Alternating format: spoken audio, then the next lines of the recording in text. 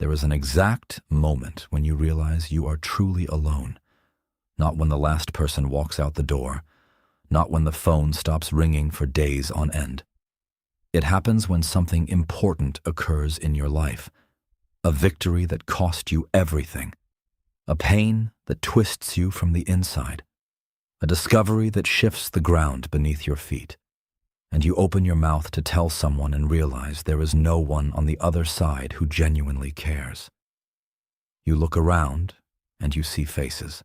Co-workers, acquaintances, people who show up at birthdays and disappear afterward, people who say they are here for whatever you need and vanish the moment you actually need them. And what follows that recognition is not sadness. It is something quieter and heavier than sadness. It is the cold, clear, absolutely lucid conclusion that if you are going to get anywhere in this life, you're going to have to get there alone. Nobody is coming to save you. Nobody is going to show up and push you when you stall. Nobody is going to hold the weight with you when everything gets unbearably heavy at 3 a.m. And perhaps the greatest work of your entire life is learning how to transform that reality into strength, instead of into a wound that keeps reopening every time someone new proves the pattern right. This feeling is not weakness. It is not a character flaw. It is not your mind distorting reality because you are broken in some fundamental way. It is reality being finally seen without the filter that culture trained you to maintain so that you stay obedient, stay waiting, stay convenient for everyone else around you. The World Health Organization declared in a recent report that 1 in 6 people worldwide suffers from deep loneliness, and that this phenomenon is associated with approximately 871,000 deaths per year, making it more lethal than smoking in certain population groups. Japan, in 2021, created a Ministry of Loneliness, a full cabinet-level government position because isolation was quietly killing people, and the country finally had to acknowledge it officially. The United States published in 2023 an official government report with the striking title, Our Epidemic of Loneliness and Isolation. We are now in 2026, and the numbers have not improved in any meaningful way. Never has humanity been so numerous. Never have we communicated through so many channels simultaneously, and never have we felt so profoundly abandoned at the core of our daily experience. You did not invent this isolation. It was constructed around you by forces that have existed far longer than the smartphone, far longer than social media, far longer than the modern city. Forces that a man born in 1588 described with a precision that still makes people deeply uncomfortable when they have the courage to actually read him. Thomas Hobbes did not come with comforting promises. He did not arrive with visualization techniques or metaphors about butterflies emerging from cocoons or seeds becoming trees. He came with the hardest, driest, and ultimately most liberating truth that exists. The world is exactly as it appears when you are at your lowest point. And that is not tragedy. That is the starting point. Because when you stop waiting for the world to be different from what it is, something fundamental shifts inside you. The energy you were spending on waiting gets redirected toward building. The space occupied by disappointment becomes available for strategy. And that is precisely what this video is going to illuminate for you today. Not comfort. Clarity. Hobbes was born on April 5, 1588, in Malmesbury, England, premature, on a day when the Spanish Armada was approaching British shores and fear was consuming an entire nation. He used to say that his mother gave birth to twins that day, himself and fear. That was not cheap literary flourish, it was autobiography, and it was also the master key to his entire philosophy. Because Hobbes spent his whole life looking at fear not as a weakness to be concealed, not as a shameful emotion that a strong person should suppress and move past, but as the most honest and most powerful force that exists in human nature. While everyone around him was constructing beautiful theories about innate human goodness, about spontaneous cooperation emerging naturally from social instinct, about the inevitable progress of humanity toward virtue and enlightenment, Hobbes was doing something entirely different. He was observing what human beings actually do when no one is watching, when the rules disappear, when protection is removed, when the veneer of civility peels back and what remains is one naked human being standing before another with no guarantee of safety between them. And what he consistently saw led him to an absolute conviction that his contemporaries hated hearing, and that the world still prefers not to discuss openly at any dinner table. To understand Hobbes fully, you need to understand the world in which he lived, because his philosophy was not born in a comfortable library armchair. It was forged in the middle of one of the most violent and destabilizing periods in English history. The 17th century in England was not a footnote in a history textbook. It was concrete, daily, experienced chaos. The English Civil War that began in 1642 and lasted until 1651, that devastating confrontation between parliamentarians and royalists resulted in approximately 200,000 military and civilian deaths. To put that in perspective, as a proportion of the population of the time, those losses exceeded the percentage of British casualties in the First World War. Hobbes witnessed the public execution of King Charles Venanters in January of 1649, an event that shocked all of Europe because it was the first time a reigning monarch had been tried and formally executed by his own subjects.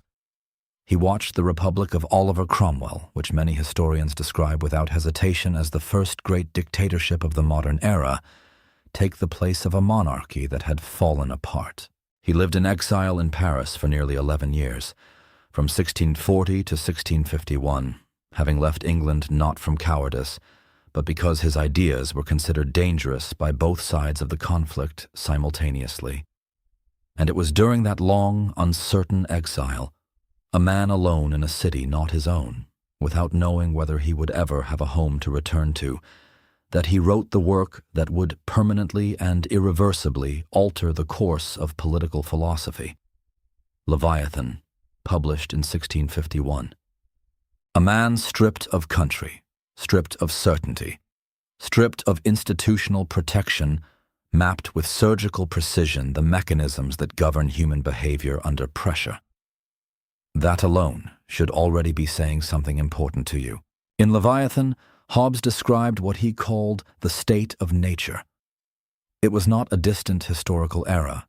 It was not a primitive jungle that modern civilization had left safely behind. It was a condition, a permanent possibility lurking beneath every social arrangement. It is what happens when you remove all structure, all law, all convention, all collective protection.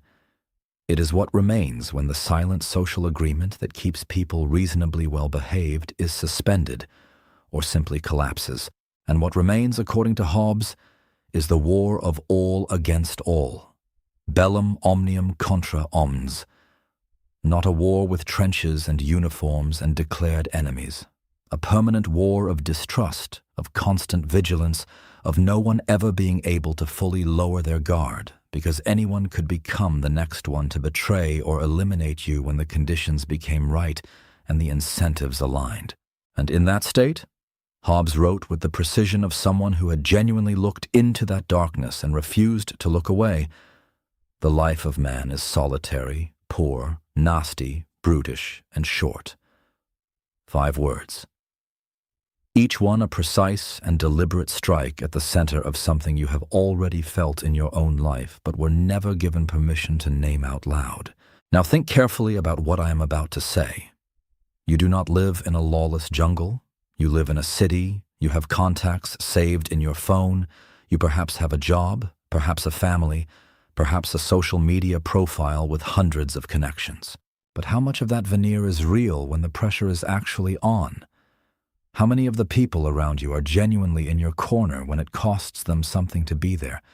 And how many are simply tolerating your presence while you are useful, while you do not demand too much, while you do not disrupt their plans or fall apart at an inconvenient moment for them?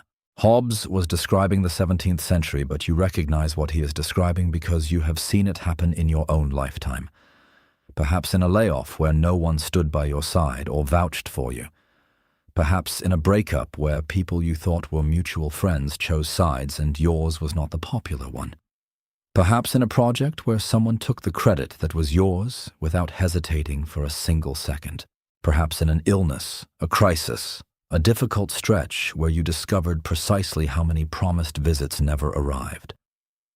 The permanent distrust Hobbes described is not paranoia to be medicated away. It is a survival mechanism inscribed in your nervous system across thousands of years of evolution because your ancestors needed it to stay alive, and it still pulses inside you today because the world continues operating according to the same deep laws Hobbes mapped 4 centuries ago. Contemporary neuroscience confirms this with striking specificity. When the brain detects social threat, the cortical amygdala takes control and effectively shuts down the prefrontal cortex, the region responsible for critical thinking, rational analysis, and the ability to see clearly beyond the immediate moment. This means that when you are under social pressure, when someone is manipulating you, threatening you, or isolating you, your brain literally disables the part that reasons clearly and activates pure survival mode.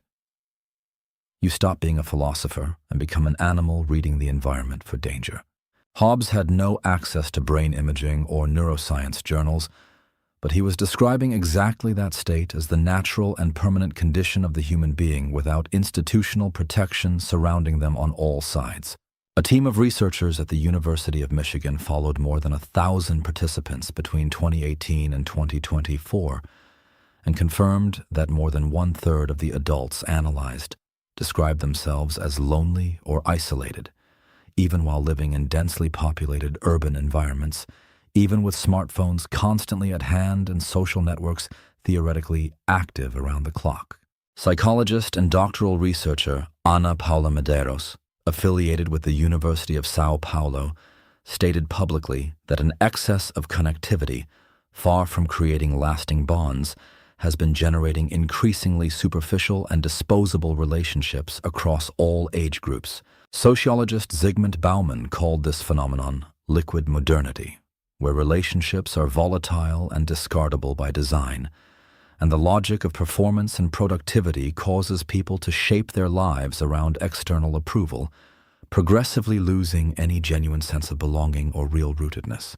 And here we arrive at the point that is going to permanently shift the way you see your situation.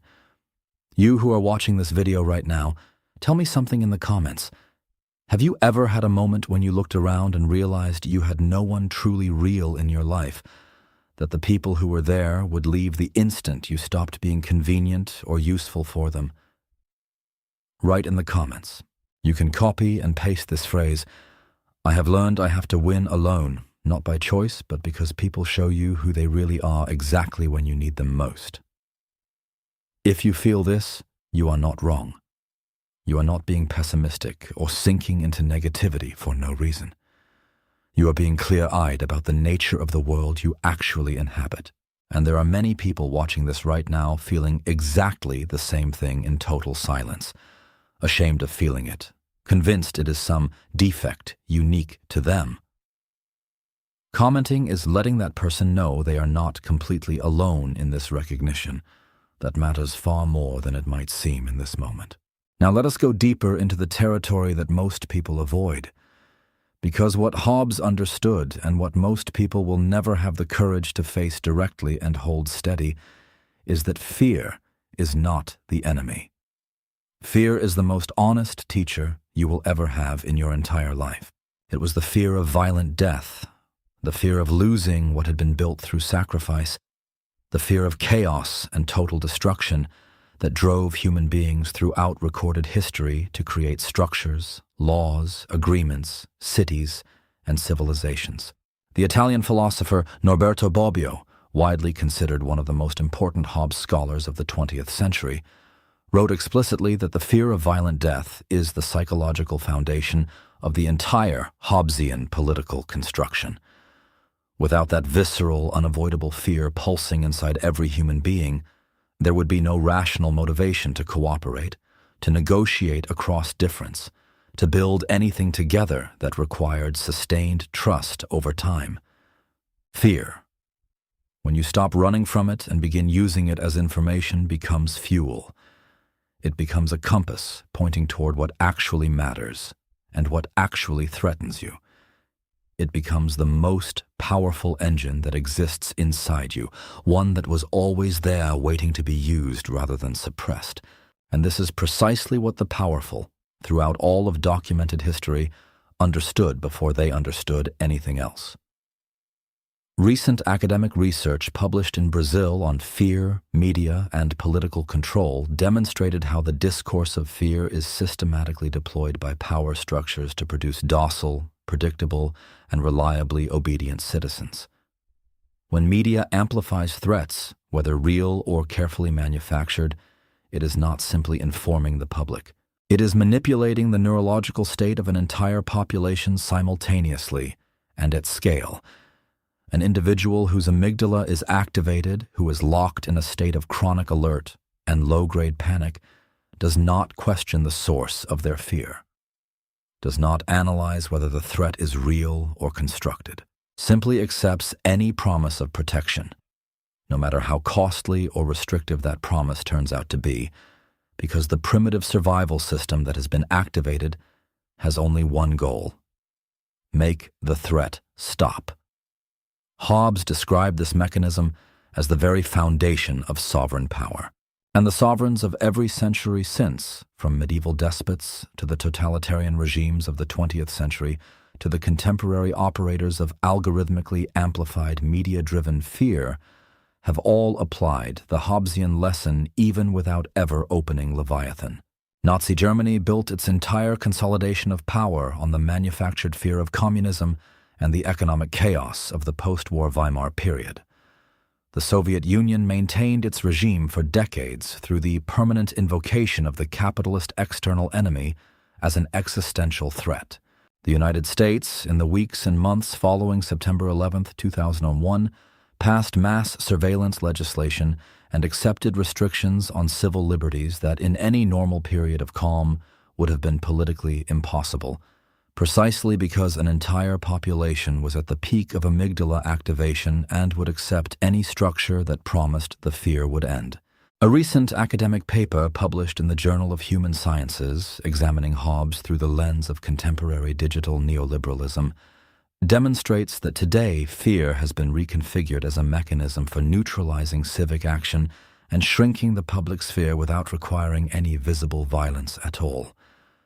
No armed guard at the door is necessary. Simply keep the news feed sufficiently terrifying and the social media algorithm rewarding outrage, and people will withdraw voluntarily, isolate themselves, and stop questioning the forces shaping their lives.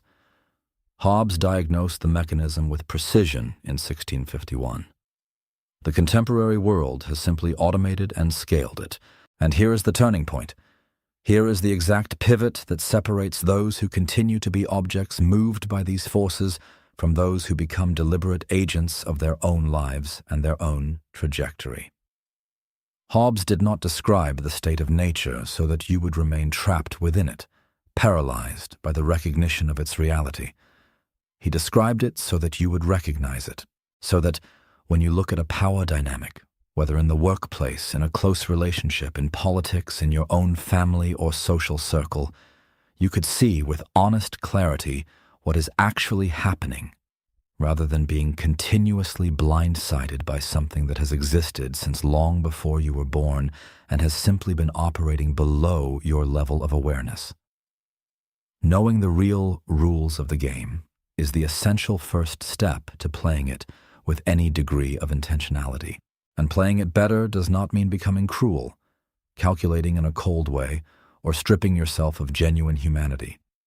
It means stopping being naive in a way that costs you dearly every single time. The Leviathan Hobbes described was not only the state as a political institution, it was any structure of power capable of imposing order where chaos previously existed. It was any force large and coherent enough to set the terms of coexistence and enforce them. And what very few people ever fully grasp is that you can construct within yourself the sovereign authority that brings order to your own life, that establishes the non-negotiable terms of your survival, that does not require external validation or approval to remain standing and functioning. The British Psychological Society published data indicating that productive solitude, the kind you deliberately choose and strategically use to develop your capabilities and deepen your self-knowledge, is essential for genuine innovation and for building an empathetic and deeply resilient form of leadership. Being alone, truly alone and at peace with that, does not have to mean being lost, does not have to mean being defeated and waiting to be rescued by someone who may never arrive. It can mean exactly the opposite, that you are building in silence, with full concentration and without the noise of other people's needs and expectations, something that will not require anyone's permission or participation to exist and to function. Psychologist Jean Twenge, who analyzed decades of generational data across multiple cohorts, showed that contemporary young people display an increasingly external locus of control, a deeply ingrained belief that what happens to them is fundamentally determined by forces outside themselves over which they have little agency. Earlier generations demonstrated a more internal locus of control, a working conviction that their choices and actions meaningfully shaped their outcomes, and that psychological orientation is directly associated with greater resilience under adversity and a greater capacity to build something substantial even without reliable external support. That is not nostalgic romanticization of the past. That is data pointing toward a specific and learnable skill. The capacity to be the primary source of your own direction, your own momentum, and your own standards. The social contract Hobbes described contains a clause that almost no one who discusses him ever mentions explicitly. You surrender a portion of your freedom in exchange for protection. But there is a line that Hobbes himself recognizes as one no rational human being can be expected to cross, the line of self-preservation. When the sovereign, whether it is the state, the employer, the long-term relationship, the family structure, when that power structure begins actively threatening your existence rather than protecting it, the contract dissolves. The original logic that created the agreement no longer holds. You do not owe loyalty to what destroys you. That is not an emotional reaction or a rationalization of convenient selfishness. It is pure philosophical logic, stated by one of the greatest political thinkers in Western history in 1651, and still completely valid today because it derives from something unchanging about what a human being fundamentally is. How many situations in your own life did you continue honoring an agreement the other party had quietly broken long ago? How many times did you remain loyal to something or someone that had already internally decided you were expendable and replaceable? Hobbes does not ask you to become hard or closed. He asks you to be honest. And he tells you that recognizing a broken contract and acting in accordance with that reality is not betrayal. It is the moment you stop being a passive object in someone else's story and begin being the active author of your own. If you have made it this far in this video, you are already exactly the kind of person this channel was built for. Not for those seeking easy answers gift-wrapped in positivity that evaporates under any real pressure. Not for those who prefer the comfortable version of reality to the honest one.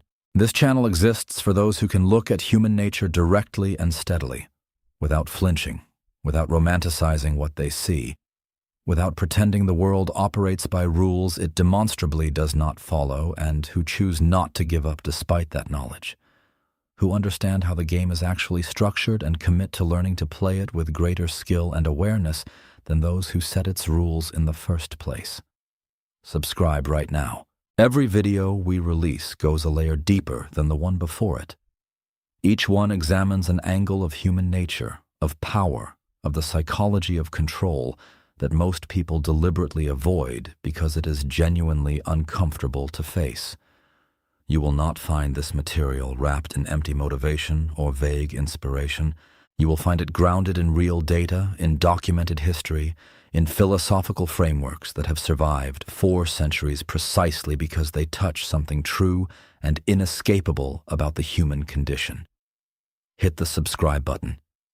Activate the notification bell and continue this journey with us.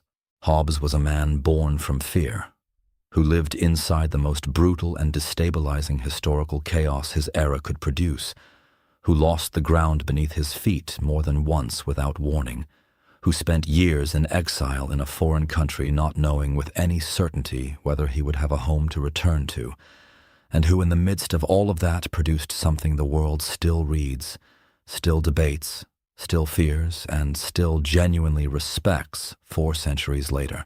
He did not win in spite of being alone.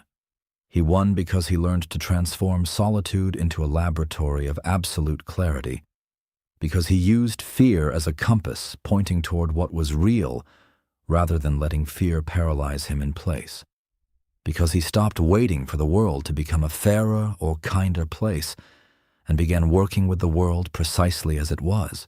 You are living in a time when the World Health Organization formally declares an epidemic of isolation, when relationships are increasingly liquid and disposable by cultural design, when fear is manufactured at industrial scale specifically to keep entire populations in reactive, unquestioning obedience. Knowing these mechanisms will not automatically protect you from all of them, but it will do something that no amount of positive thinking or motivational content will ever accomplish on its own. It will wake you up to the actual terrain you are navigating. And a human being who is genuinely awake, who sees the forces operating upon them and understands their origin and their logic, that person has a real and meaningful chance. Winning alone is not a tragedy to be grieved. Sometimes it is the quietest and most powerful demonstration that you survived what was designed to break you completely.